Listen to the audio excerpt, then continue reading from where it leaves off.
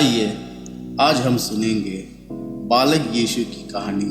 बालक यीशु मंदिर में 12 वर्ष की आयु में यहूदी बालकों की धार्मिक प्रथाओं में भाग लेने की अनुमति होती थी। मंदिर के आंगन में धार्मिक अगुए बातें करते थे और प्रश्नों का उत्तर देते थे। प्रति वर्ष यीशु के माता पिता फसह का उत्सव मनाने यरूशलेम जाया करते थे। जब यीशु 12 वर्ष का हुआ तो वे उसे उत्सव में ले गए। जब उत्सव समाप्त हो गया, यीशु मंदिर में ही रह गया।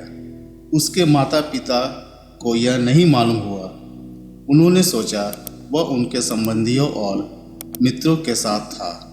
एक पूरा दिन यात्रा के पश्चात वे उसे ढूंढने लगे। जब वे उसे ढूंढ ना पाए तो यरूशलेम लौट गए। तीसरे दिन उन्होंने उसे पाया। वह मंदिर में धार्मिक उपदेशकों के साथ बैठा था। वह उनकी बातें सुन रहा था और उनसे प्रश्न पूछ रहा था।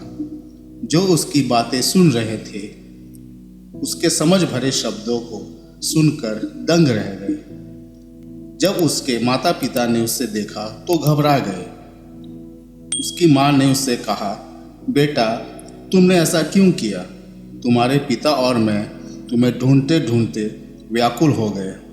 उसने उत्तर दिया, तुम मुझे क्यों ढूंढ रहे थे? क्या तुम नहीं जानते कि मुझे अपने पिता के घर पर रहना आवश्यक है? परंतु वे उसकी बातें समझ ना सके। यीशु उनके साथ नासरत लौट गया। वह उनके प्रति आज्ञाकारी रहा। उसकी माँ इन सब बातों पर विचार करती रही। यीशु बढ़ता गया। वह बुद्धिमान और बलवंत बना। परमेश्वर और लोग दोनों ही उसे चाहते थे। आमीन।